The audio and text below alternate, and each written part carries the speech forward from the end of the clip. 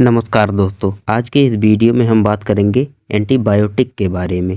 Antibiotic वो दवाएं हैं जो बैक्टीरियल इन्फेक्शन को खत्म करने के लिए दी जाती हैं, लेकिन इनका गलत इस्तेमाल शरीर को नुकसान भी पहुंचा सकता है। आज हम जानेंगे टॉप 10 सबसे ज़्यादा इस्तेमाल होने वाली एंटीबायोटिक्स के बारे में। इस वीडियो में हम जानेंगे यह दवाएं कब दी जाती हैं, कब नहीं दी जाती हैं, इनकी मात्रा कितनी होनी चाहिए और इनके साइड इफेक्ट के बारे में। यह वीडियो सिर्फ जानकारी के लिए है, दवा डॉक्टर की सलाह से ही ले। Number 1, amoxicillin. तो यह बहुत ही ज्यादा इस्तेमाल की जाने वाली एंटीबायोटिक है। इसे गले के इन्फेक्शन, कान का इन्फेक्शन, दांत का इन्फेक्शन, टॉन्सिल और साइनस के इन्फेक्शन में दिया जाता है। अब बात करें इसे कब नहीं लेना चाहिए। जब पेनिसिलिन ग्रुप की दवाओं से एलर्जी हो और सीवियर लीवर डिसीज में इसे नहीं दिया जाता है। इसकी डोज की बात करें तो इसे अडल्ट में 500 mg दिन में 2 से 3 बार और बच्चों को उनके वजन के अनुसार से यह दवा दी जाती है। इसके कुछ साइड इफेक्ट हो सकते हैं, जैसे उल्टी होना, दस्त होना, एलर्जी और खुजली भी हो सकती है। Number 2, azithromycin. यह भी बहुत ही ज्यादा इस्तेमाल होने वाली एंटीबायोटिक है। इसे गले और फेफड़ों के इन्फेक्शन में दिया जाता है, टाइफाइड में भी दिया जाता है और एसटीडी जैसे केस में भी दिया जाता है। बात कर इसके कॉन्ट्राइंडिकेशन की तो इसे लीवर प्रॉब्लम वाले मरीजों में नहीं देना चाहिए और हार्ट रिदम वाले मरीजों में भी ये नहीं दी जाती है। इसके डोज की बात करें तो इसकी 500 mg की टेबलेट दिन में एक बार 3 से लगाकर 5 दिनों तक दी जाती है। इसके साइड इफेक्ट हो सकते हैं पेट दर्द, उल्टी, मतली और चक्कर भी आ सकता है। नंबर 3, सेफेक्सिम। यह बहुत ही सेफ एंटीबायोटिक है, इसलिए यह बहुत ही ज्यादा इस्तेमाल होने वाली दवा है। इसे यूरिनरी ट्रैक इन्फेक्शन में दिया जाता है, टाइफाइड में दिया जाता है और फेफड़ों और श्वास संबंधित इन्फेक्शन में दिया जाता है। इसके कॉन्ट्राइंडिकेशन की बात करें तो सिफालोस्पोरिन ग्रुप की दवाओं से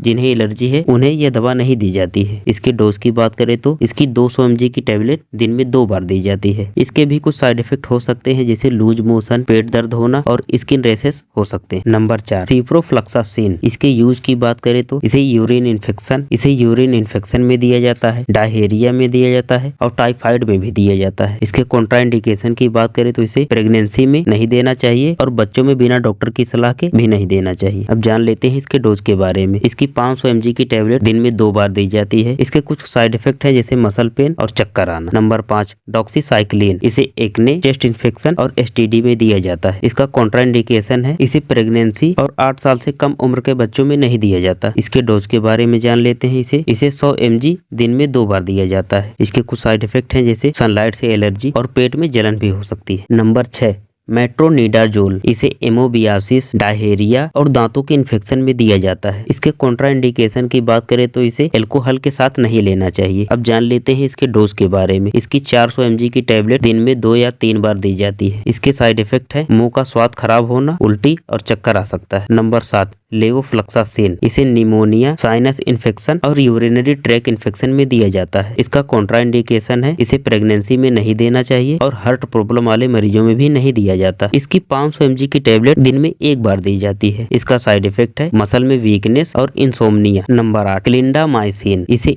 स्किन इन्फेक्शन में दिया जाता है और डेंटल इन्फेक्शन में दिया जाता है। इसका कॉन्ट्राइंडिकेशन है, इसे सीवियर डायरिया वाले पेशेंट में नहीं दिया जाता है। इसके डोज की बात करें तो 300 mg की टेबलेट दिन में 3 बार दी जाती है। इसके साइड इफेक्ट है, सीवियर डायरिया और पेट दर्द। नंबर 9, लिंजोलाइड। यह सीवियर रेजिस्टेंस इन्फेक्शन में दिया जाता है, यानी जब कोई भी एंटीबायोटिक दवा काम नहीं करती तब इसे दिया जाता है। इसके कॉन्ट्राइंडिकेशन की बात करें तो इसे एंटी डिप्रेशन दवा लेने वाले मरीजों में नहीं दिया जाता है। अब जान लेते हैं इसके डोज के बारे में। इसकी 600 mg की टेबलेट दिन में 2 बार दी जाती है। इसके साइड इफेक्ट की बात करें तो इसके ज्यादा इस्तेमाल से प्लेटलेट कम हो सकता है और सिर दर्द जैसी समस्या हो सकती है। Number 10, meropenem.